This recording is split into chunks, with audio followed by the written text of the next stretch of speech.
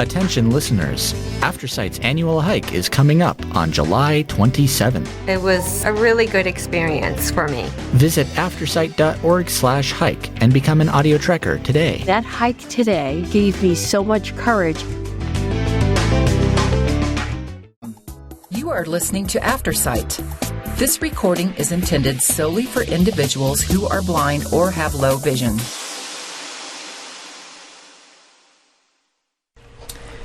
Thank you for joining us for the July 4th, 2024 Thursday reading of the Montrose and Delta News, as seen in the July 1st, 2024 edition of the Montrose Mirror. Today we will be reading the following main articles. Fishering relentlessly scolds new RE-1J directors, written by Caitlin Switzer. And let's begin. Fishering relentlessly scolds new RE-1J directors by Caitlin Switzer. Montrose. Montrose County RE-1J Board of Education President Sarah Fishering appeared to lose her temper during the school board meeting of Tuesday, June 25th, as she harshly scolded two new board members for asking questions and for requesting more time to consider important policy changes. Fishering repeatedly shamed District A Director Nisha Balak and District B Director Ted Valerio for asking for more time to consider a packed slate of newly revised policies suggested by the Colorado Association of School Boards, the CASB, and for asking that certain terms used in those updated policies be clearly defined. All directors were present for the meeting, including Fishering, Board Vice President Steve Bush, District A Director Nisha Balak, District B Director Ted Valerio, District C Director Alice Murphy, District D Director Tom West, and District F Director Jody Hoved. Fishering called the meeting to order at 6:30 p.m. and led in saying the Pledge of Allegiance. The board voted to approve the meeting agenda. Board Advisory Committee updates. Fishering asked for an update on the newly formed Disciplinary Policy Committee, which was requested by Balak and Valerio at the previous meeting and which was approved despite Fishering's fierce opposition. The first meeting of the Disciplinary Policy Committee meeting would be Friday, June 28th, Balak said. Members include Balak, nurse practitioner Alice Marie Slavin Amond, Dr. Mariah Amond, Donna Elkins, District B Director Ted Valerio, and possibly a local attorney. Fishering said, "So do you have anybody on the committee who has any experience in an actual classroom or with actual school discipline?" "No, I don't," Balak said. "Because my initial understanding was that this was a board committee made up of board members," Fishering said. "So I'm a little bit concerned that you have built a committee of a wider group of people, but you haven't included anyone with actual classroom experience or school discipline experience on the ground. So that's a little bit concerning to me."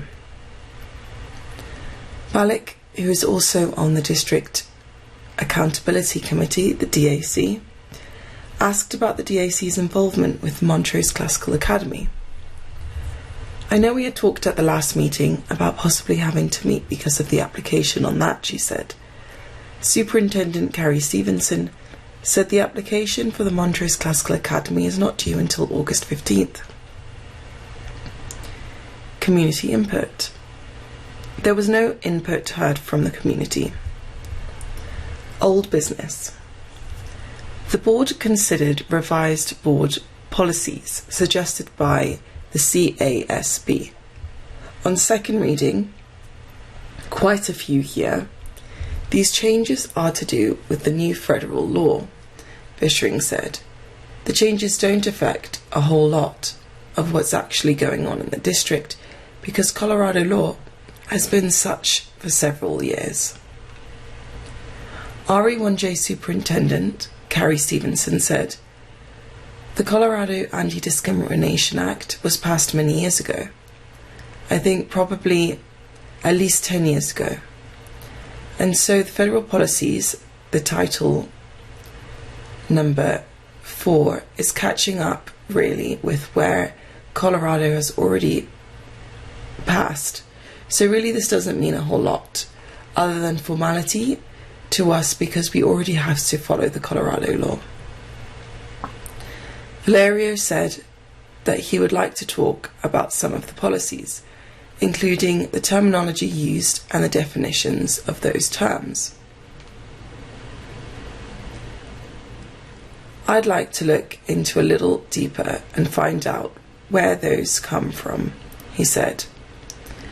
"And what's the basis for some of those specific terms, especially if they turn into disciplinary issues. It'd be good to have good definitions."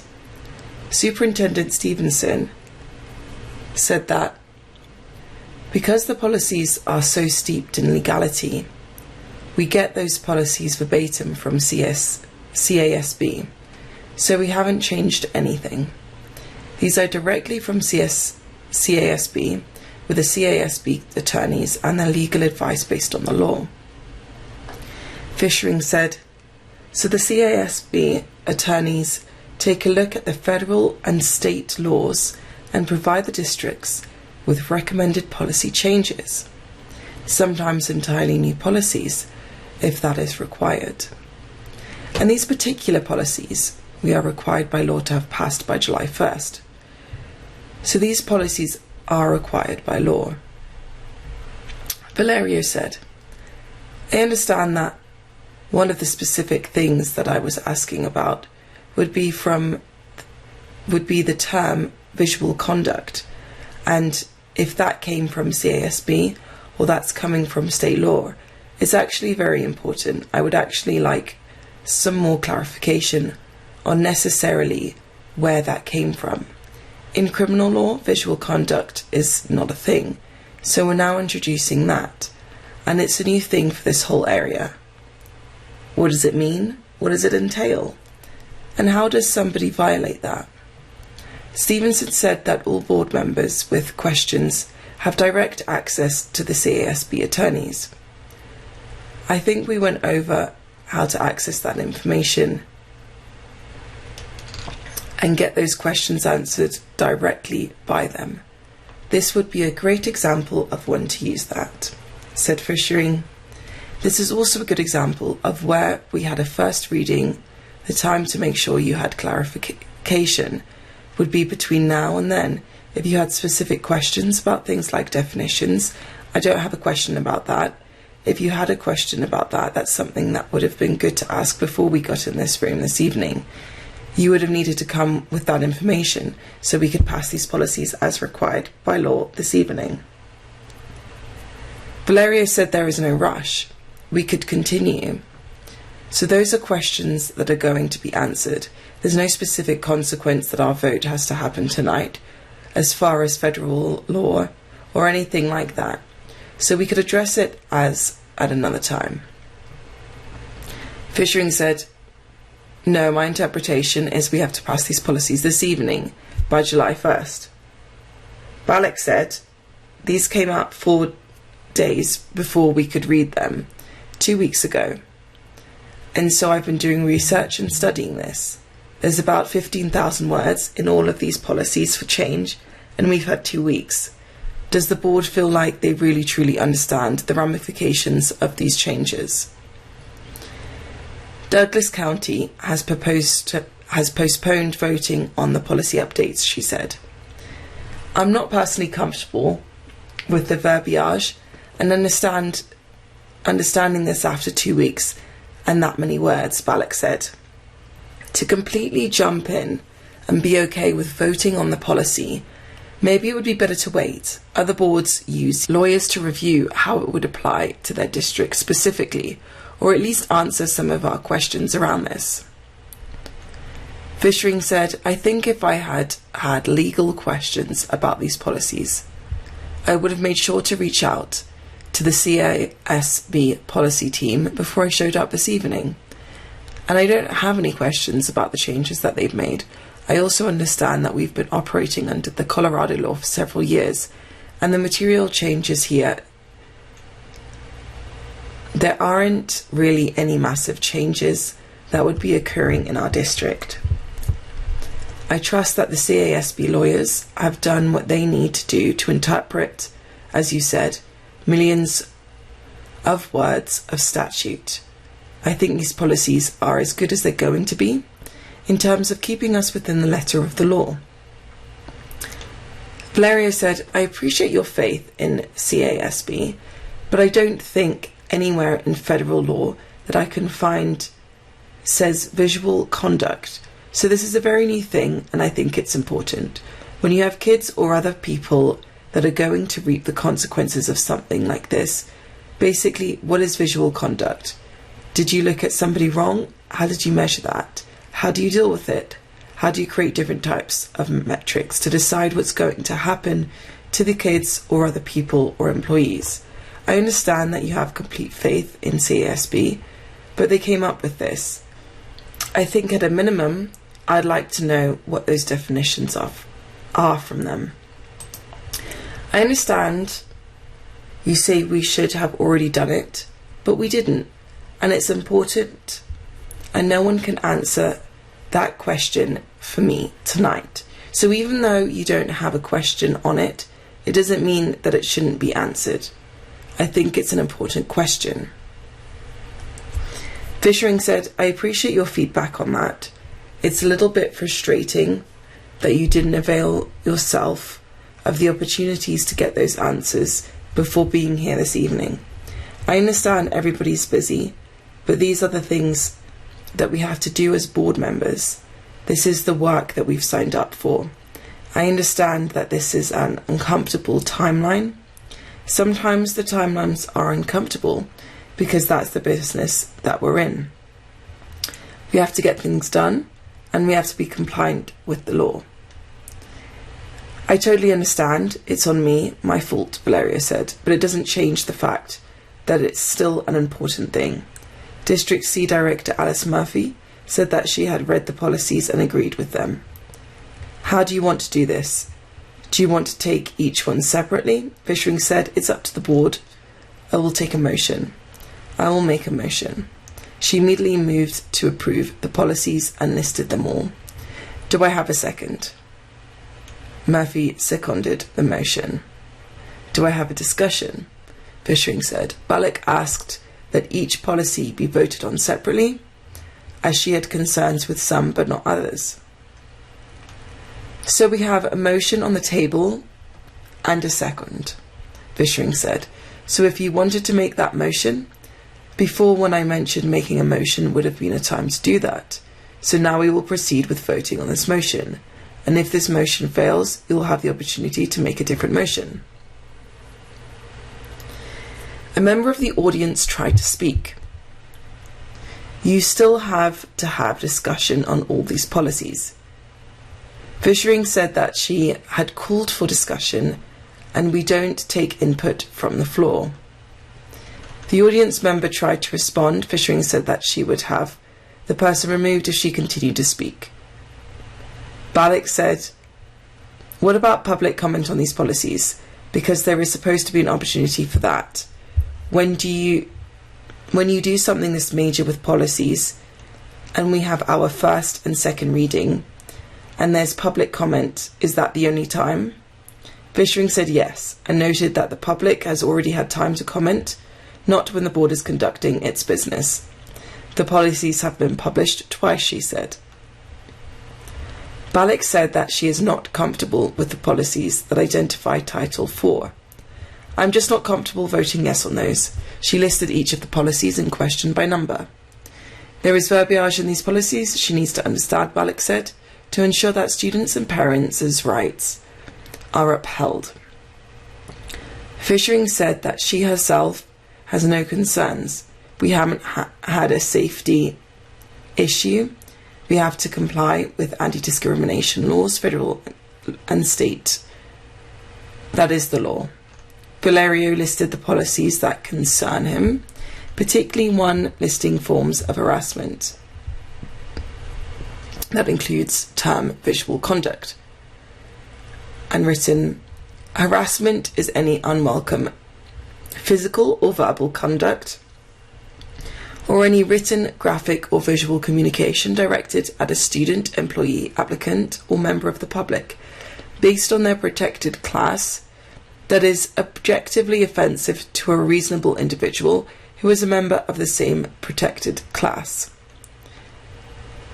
Valerio also called attention to a policy that concerned him entitled Standards-Based Education, which contained the line, "The district will work with educators, parents, youth representatives, students, business persons, members of the community, and the District Accountability Committee to review and revise the district's academic standards as necessary to ensure maximum effectiveness and develop assessments that will adequately measure each student's progress."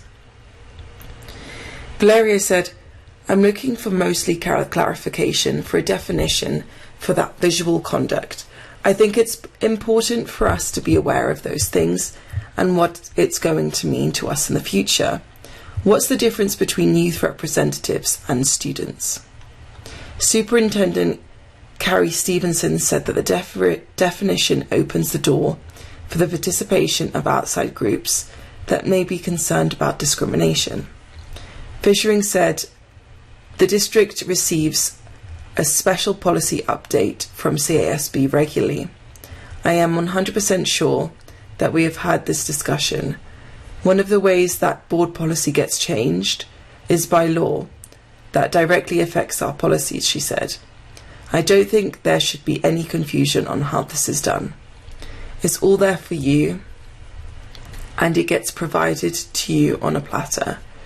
District F Director Jodie Hoved said that she has done her own research and said she has noticed that often policy changes are made because of statute. She said because the federal law has made some big changes in terms of procedure in regard to these policies. Do you guys have a plan for the department heads that this impacts? Superintendent Stevenson said that the district already operates under these guidelines. "We do not discriminate. The only thing that these Title IV policies change for us is the training that we provide our staff. We just need to make sure that our training is compliant too." Hove asked Valerio whether he had concerns over definitions other than the term visual conduct. "Not at the moment, no," he said. Fishering said that at the end of the day, the policies will be interpreted on the ground and reiterated her motion to approve them all without further discussion. The motion was approved, with Balik and Valerio voting to deny. Consent agenda. Hove asked that the personnel report be pulled for a separate vote, as she had a potential conflict of interest. Directors voted to adopt the consent agenda with item 9, personnel report, pulled for separate discussion and vote. New business. Item 9, personnel report, was approved with Hove abstaining due to a potential conflict of interest.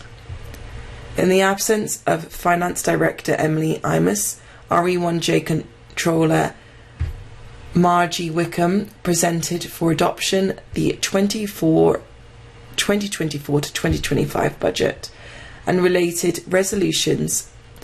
13-2024 Appropriation Resolution 2024 to 2025, 14-2024 Use of Fund Balance Resolution 2024 to 2025, 15-2024 Budget Reserve Increase Resolution 2024-2025, and 12-2024 Amended Budget Adoption Resolution 2023 to 2024.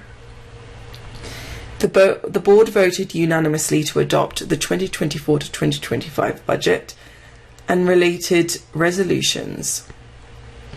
The final item was approval of the superintendent's contract with a pay rise in line with that received by the rest of staff, Fishering said. The board voted unanimously to approve. With no further business, this meeting was adjourned. The following listed are the revised board policy updates approved in the 5-2 vote, with the following: AC, non-discrimination, equal opportunity. Revises policy substantially and restructures policy for clarity. Adds roadmap to direct readers to the appropriate regulation based on the alleged conduct. ACR1, harassment and discrimination investigation procedures for students. Repealed ACR1, rewritten to include information as to the steps taken in an investigation into harassment and discrimination against a student. ACR2, harassment and discrimination investigation procedures for employees, applicants for employment and members of the public. Repealed ACR1, written to include information as to the steps taken in an investigation into harassment and discrimination against employees, applicants and members of the public. ACR3, sex-based harassment investigation procedures, Title 4, changes terminology and adds the modifies existing definitions. Removes investigator and includes a two-person investigation model with Title 4, coordinator and decision maker. Aligns process with ACR1 and ACR2 to the extent possible. Adds optional informal resolution and appeal process and other changes to align with Title 4 regulations.